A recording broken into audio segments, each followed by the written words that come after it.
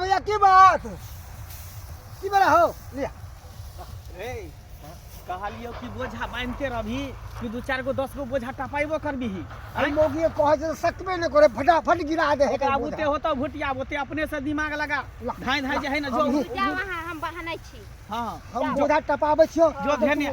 उहे करे मने भैया हाँ, कनी साथ द दिहक अबै छी हम रह के करा अच्छा छोड़ ना तू टपे नहीं आना बुझली हां जो सुन ना जाओ न अब बेटा की मर्दा भोतला नहीं बोले 10 गो हम उठा के थोइले में से टाली में से सुन ना यानी बोझा नहीं है बना उन्हीं समय बना उन्हीं से उठा यही तो गोलियां भी है पर जोनी से उठा के लेने चल उठा दे चल हैं भर साल के जे है अन